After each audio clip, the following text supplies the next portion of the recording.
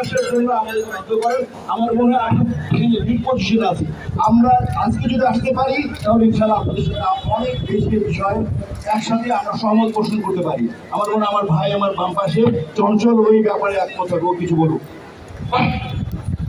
সবাইকে অনেক অনেক শুভেচ্ছা এবং ধন্যবাদ যে আপনারা এসে এই নাটকটি দেখলেন। যারা দর্শক এসেছেন, প্রশাসনিক যারা এসেছেন তাদের প্রতি কৃতজ্ঞতা যে এরকম উগ্রবাদ বিরোধী, জঙ্গিবাদ বিরোধী এই নির্মাণ, এই নাটক, এটা শুধুমাত্রই যে এই পুলিশ প্রশাসন থেকে করবে সেটা নয়।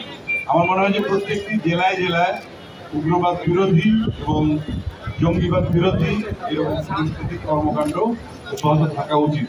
তো প্রত্যেকটি সারা বাংলাদেশের প্রত্যেকটি অঞ্চলে নতুন প্রজন্ম যারা আছেন তারা যেন কোনোভাবেই বিভ্রান্ত না হয়, সেটা আসলে আমাদের সংস্কৃতি কর্মী থেকে শুরু করে প্রশাসন থেকে শুরু করে সবার এটা আসলে মাথায় রাখা উচিত। এবং